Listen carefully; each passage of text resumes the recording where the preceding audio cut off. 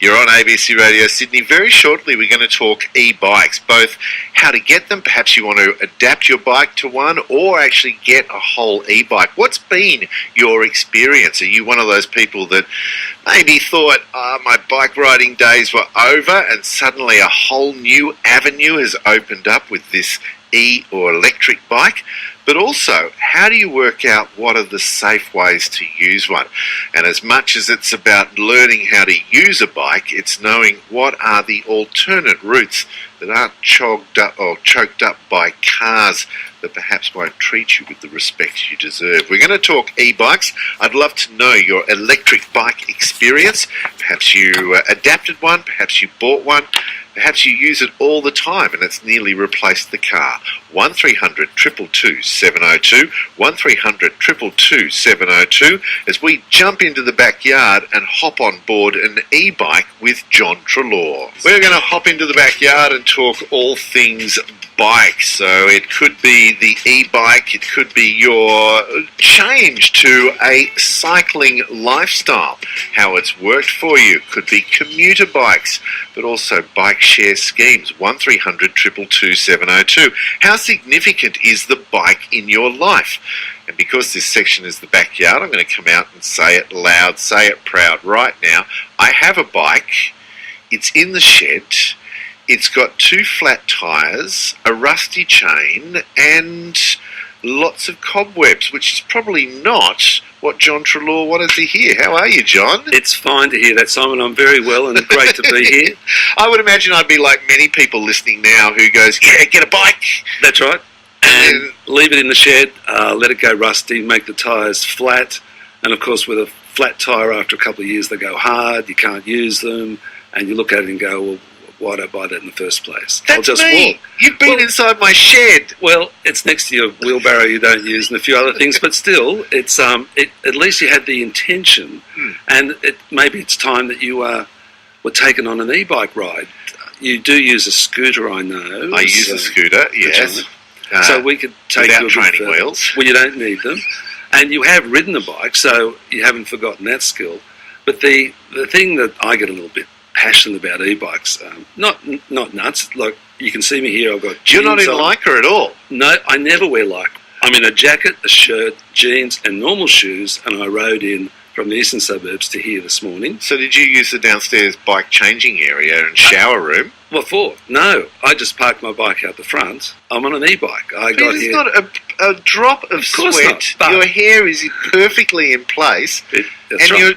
You rode in on a bike? Yeah, it's only about 6k from where I ride from, but up and down hills via Oxford Street, safe as houses down the bike path, which is the bus lane. And the good thing is I can do this from pretty well 10k anywhere outside Sydney into the city, maybe except in the middle of February. Why is that? Because it's so hot. Okay, yeah. And then what I would do is take the jacket off and just ride a little bit more leisurely.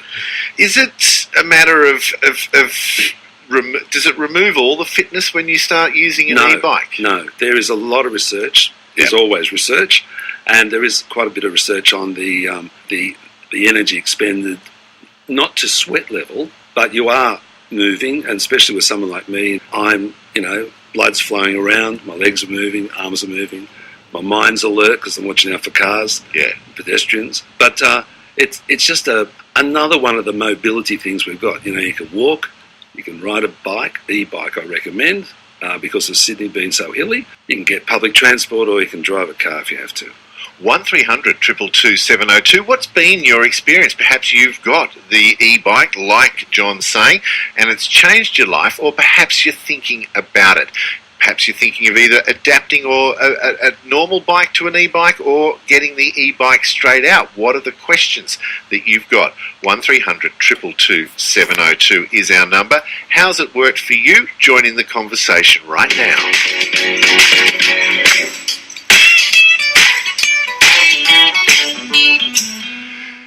You mentioned a very interesting thing there, which so many Sydney-siders are balancing now, is the route that you take to get somewhere. It's not the same as the car journey, is it? No, it's not.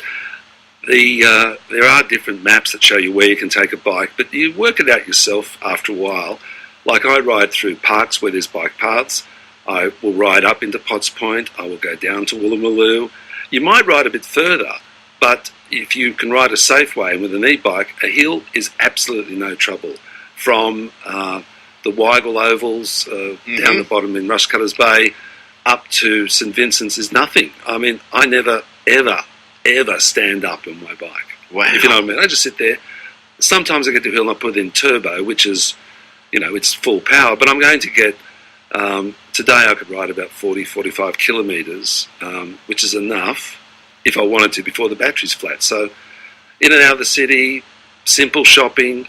Actually, in relation to the war on waste, I shop with my wife and I live in an apartment. I shop with a pannier on the back so I can go up every day, every morning, and I just fill the pannier and not have the huge shop. We did a huge shop in the car.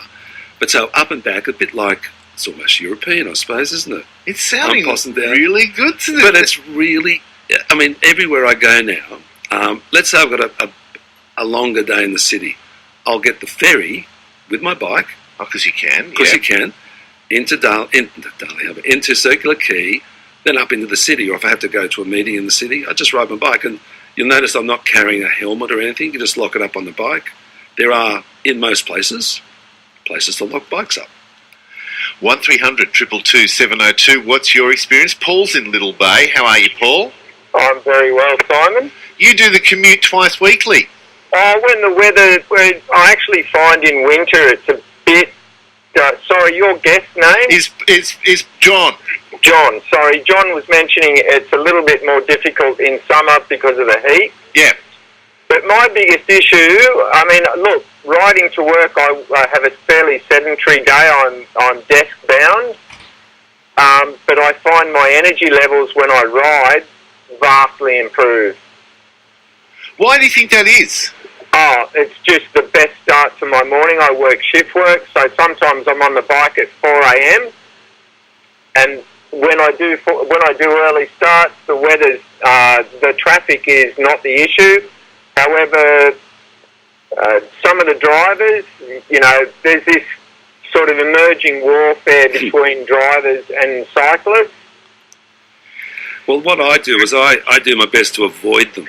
Now, I know you can't do that all the time, so the more cycleways we end up getting or could get, if you look at anywhere in Scandinavia, it's just heaven on a bike. And for the car driver, he's separated or she's separated from the bike rider and the pedestrian. But we'll get there. I'm very optimistic. I'm a very optimistic person that it'll finally we'll realise that, maybe down the centre of Anzac Parade could be a bike highway.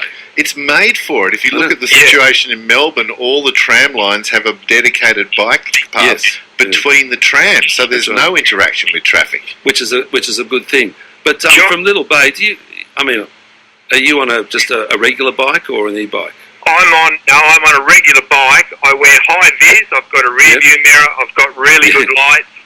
I'm very mindful of bad cyclists. And they're true. They're the case too. Yep.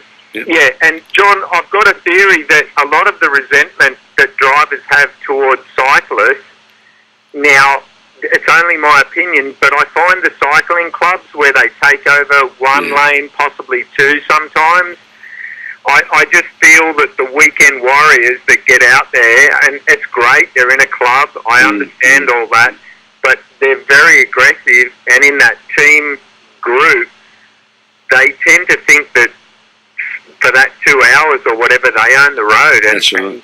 I honestly think a lot of the drivers' resentment is towards the aggressive team riders. There is a rise of civic cyclists or civil cyclists, people who don't wear lycra, and they're a growth in the commuting into the city and out. And I can give lots of examples, which we don't have time for, of bankers and senior people in organisations who ride e-bikes, say from Stanmore to North Sydney, from North Sydney to Paddington, who don't ride in groups. And you see them on the road in their normal... And the more people we see in, should I say, regular commuting, the more that angst might go away. And the other one for Paul in Little Bay, you're perfect because rather than use the main Anzac Parade, there are actually parallel roads that run all the way along there, which are nice and quiet, and you don't have to deal with the 3 lanes of traffic. Yeah, that's right. So, you know, you're in a pretty flat drive into the city. For someone who's a bit older or has coming back to bikes, they should try an e-bike, go to a shop, borrow one, have a go, and they might find that their cycling can come back, which is something we'd love to see. Jeff says, "Hi Simon, I use an exercise bike at home every day. I'm post 60 and it helps my fitness. I'm going to get an e-bike." Somebody else is just back from a bike barge trip from Venice to Mantova, and a couple of riders used electric bikes who had knee replacements, but also many villages had young and old and bike chargers. And a great question, what is an e-bike? So let's just do that simple, basic one. Yeah. All right. An e-bike is a normal bicycle with, in my case, normal gearing like a road bike with multiple gears on the back cog. It's got brakes like a normal bike, but in the hub where the pedals are is an engine. Now the engine, the system I've got is called a Bosch system, and you've heard of Bosch for drills and things, but the Bosch that we're talking about here is the power steering engines out of cars. So they've adapted these engines which run cars, they put them in the hub. So when I pedal, the engine, and the battery of course is there too, the engine will add to my pedaling. So it gives me up to 25 kilometres an hour speed with the engine, but I have to pedal. So that's called a pedelec. Yep. Now that gives me, I can go faster than 25 kilometres an hour because, of course, I can pedal faster. But the other type of bike is I'm actually not sure the name, but it's a powered bike. And you might see people with Uber Eats with these. Yeah. They just accelerate, but they're only supposed to go 20 kilometres an hour. But I've had trouble catching some of those, but they've done something to their bike. But the pedelec one I think is the best one because you're riding it like a normal bike. And you're going to get some of those fitness benefits of doing that as well, because it seems a lot of people having the knee issue. We heard about the one person. Well, did you see the front page of the Herald today? I missed it. Well, it's all about the bionic. I'm not one of those. I am not going to get new knees. I'm going to keep riding the bike. That's for Susan's in Manlyvale, and you're a bike rider with knee problems, Susan. Yes, I have now. They've been overused by excessive exercise, and I'm getting osteoarthritis. So I do a lot of bike touring, and I'm interested in converting my bike to an electric bike. You can. There are some different solutions. They either put the front wheel, removing the front wheel and putting a hub engine wheel into the front. There's another one which I like because it's bright and red. It's called a Copenhagen Wheel. I think they're available in Australia. And the whole of the back wheel is this huge red engine battery contraption. So you put these onto your bike, and there are cycle shops in Sydney that will do this. They're not cheap, so I would look at even a full e-bike, because then you've got something that's actually put together properly, and there's some really good hub-based systems. From all the riding I've done on different bikes, the bike performance I think that I find best is one that has the engine in the crank where you pedal. And you can't really convert those bikes. But you can convert by putting the front or rear wheels on to your existing bike. And there's a shop in Sydney called the Electric Bike Shop. I haven't met them, but they've got the name, so I assume that they can do those conversions for you. Well, I've got 2 questions on that, because I have tried the push electric bikes in Paris. Yes.